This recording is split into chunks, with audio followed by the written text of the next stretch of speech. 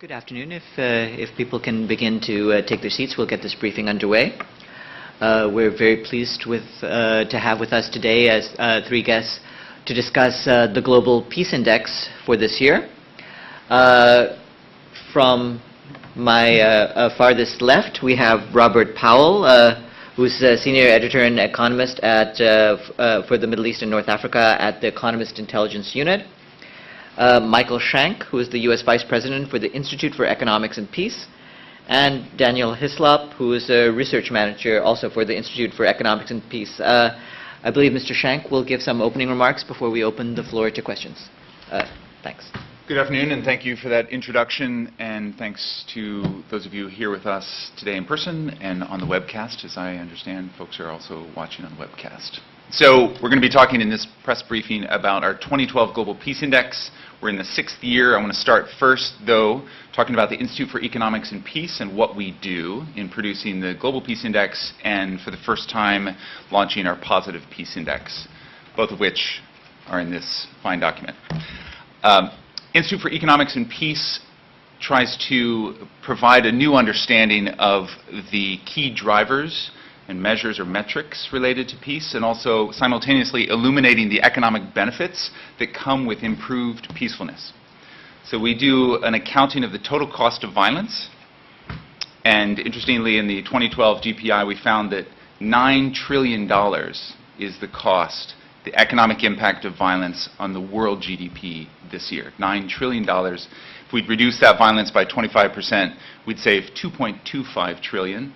The U.S. share of that is $500 billion.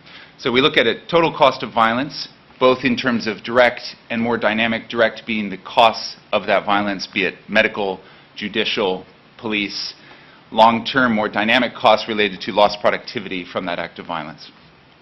New this year is a look at a positive peace index, and that looks at the attitudes, institutions, and structures that, when strengthened, improve a country's peacefulness. So we have our Global Peace Index, which is in its 6th year, and our Positive Peace Index, which we're launching this year. That looks at 8 factors that strongly correlate with more peaceful societies. So after doing the Global Peace Index for 6 years, we're now seeing trends. And those trends indicate that 8 factors, and I'll explain them briefly quickly, lead to more peaceful societies. Those 8 factors are the following, and it's in the report as well.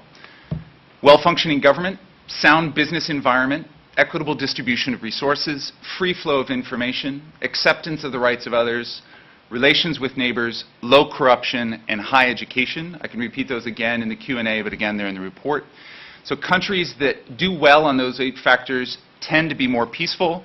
Iceland being a good example. Iceland in our GPI, our Global Peace Index, ranking number 1 for the 2nd year in a row. This is notable as a case study because it also ranks high on our Positive Peace Index, showing that if you do well in those 8 factors, you are more resilient as a country to shocks, be it economic shock, environmental shock.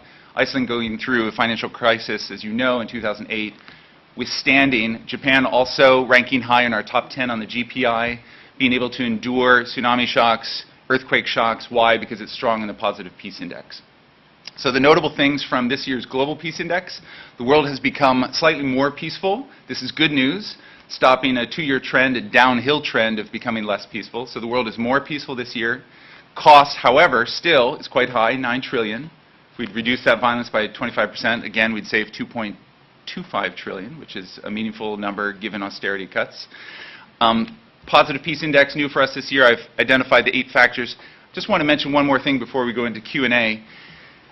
There are some positive trends and negative trends that are worth identifying in the Global Peace Index. 5 in each category. On the positive front, we're seeing less political terror. What is political terror? We source State Department, Amnesty, and other data sources for that, but we're essentially seeing less political intimidation or oppression of political rights, inclusion in the political process. So we're seeing less political terror, fewer terrorist acts. This is good news. Less spending on military expenditure as percentage of GDP has gone down. Less spending on military sophistication, weaponization, and fewer heavy weapons. So those 5 indicators are positive trends. Again, less political terror, few terrorist acts, less military expenditure as percentage of GDP, less spending on military sophistication, weaponization, and fewer heavy weapons. Negative trends are disconcerting, and they're more domestic. That being, we're seeing a rise in level of perception of criminality in society. a rise in the likelihood of violent demonstration, a rise in homicide, a rise in violent crime, and a rise in organized conflict. So those of us in the development field, conflict field, certainly within the UN, know that over the past 5, 10, 15, 20 years, we're seeing a trend away from war between countries, and now more increasingly so, war between civilians and citizens and their own governments. And those 5 trends that I mentioned in terms of perceived criminality, violent demonstration, violent crime, homicide, and organized conflict are all domestic. So with that, those are some of the key highlights. I'm happy to reiterate during the Q&A. But given that we've got Robert Powell from the EIU here and our research director, Daniel Hyslop, hopefully we can answer all your questions, be they country-specific or otherwise. Thank you for joining us. Let's get into Q&A. Thanks very much. So if you can identify yourselves as you ask questions, we'll open the floor to questions right now. Yes, please.